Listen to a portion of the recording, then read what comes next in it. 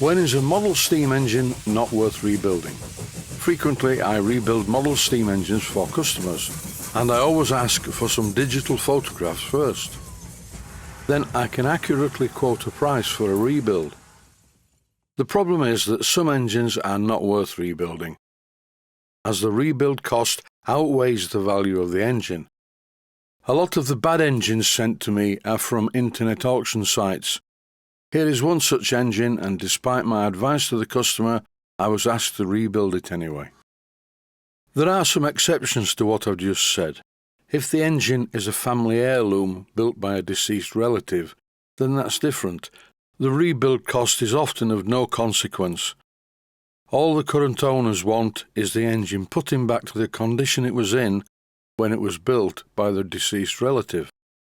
But this engine is definitely not one of those. This engine has been crudely repainted very recently before the customer bought it, just to make it look good on the internet auction site.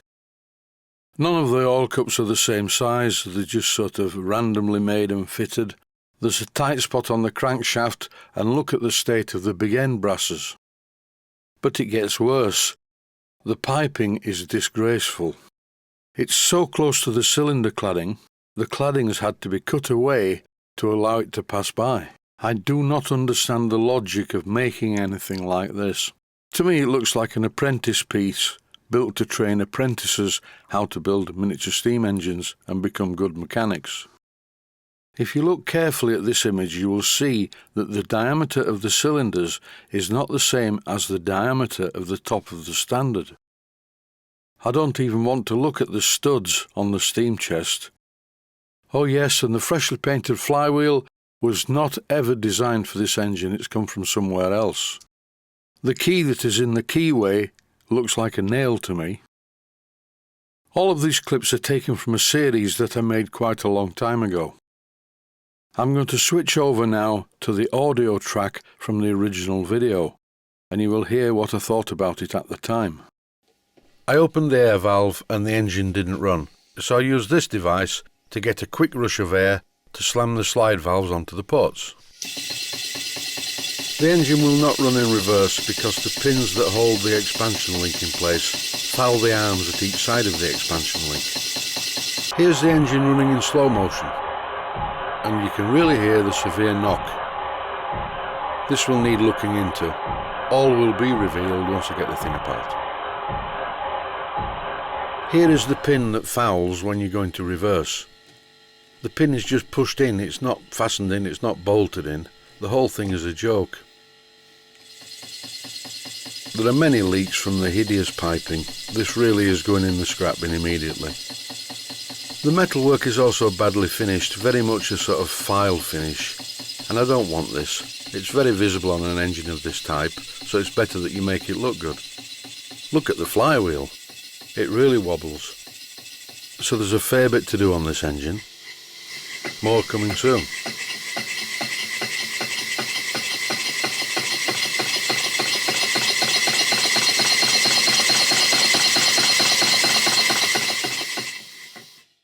While I'm thinking about what to do with this flywheel, I will switch back to the original audio for the video clips. It's time to remove this hideous piping that's on the engine. This really annoys me because it's so badly made, and it's the first thing that your eye gravitates to when you look at the engine. Often when working on old engines, the bolts are sheared off and all you're left with is the head superglued into the hole. But I have been lucky with this so far. Just look at the cutouts to allow the piping to pass by the cladding. Here the pins are coming out of the valve gear. They're not even fastened in, they're just pushed into the holes.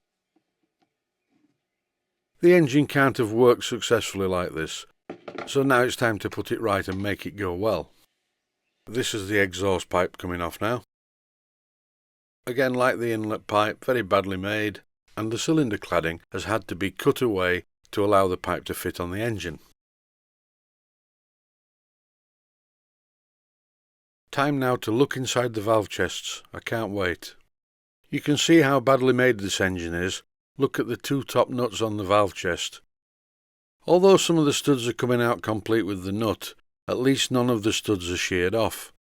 So there's nothing horrific so far. And yes, it has a slide valve, and the slide valve looks okay. It's now time to completely take off the valve gear. The valve gear's all been painted, which is really a bad thing to do. It never looks right. Valve gear should be metal coloured in my opinion. Looking at the state of this engine, I would think that the valve gear's been painted for a couple of reasons. One being the metalwork's probably rough, and the other one is it's probably rusty as well. I will find out in due course when I remove the paint. The expansion link, as I've shown earlier, is just held with a couple of rivets pushed in. The rest of the fittings are simply bolts, and they really need to be pins for a good bearing surface. Here's the close-up of the slide valve, and although it looks a little bit rough, it seems to be okay. I can't say I'm too impressed with the way the metal's been hacked away from the inside surfaces of the steam chest. I'll see what the other one's like. The machining of the slide valve doesn't look too good either. I'll remove the steam chest and have a closer look. The face of the slide valve is fine, and if you look at the ports here on the actual cylinder, the ports seem to be relatively unmarked, so that is a good thing. Here I'm about to remove a pin from the crosshead. Always use a soft piece of metal to tap the pin out. Never use a steel bar, you will mark something. I'm using a piece of brass rod here and gently tap the pin out. The little plastic box that I use for putting the parts in is getting quite full now, and I would normally store them in a sequential order, but as all these parts are not particularly well made, and I will be remaking some of them anyway, I just put them in the box and I'll sort it out later. Time now to take off the cylinder head and have a look in the cylinder. The cylinder head bolts are all 2BA size bolts, apart from this one. This looks more like a quarter Whitworth to me. So it looks like at some stage of the engine's development someone sheared off one of these bolts and then drilled it out and rethreaded it quarter Whitworth, which is not a problem, at least it saves me from doing it, and because the hexagonal head is the same size, it won't show at all. I do notice that the cylinder head comes off very easily, which really is evidence that someone's worked on this part of the engine recently. It's a very strange engine is this. The bottom end of the engine is quite industrial, made from steel and gunmetal and the normal materials.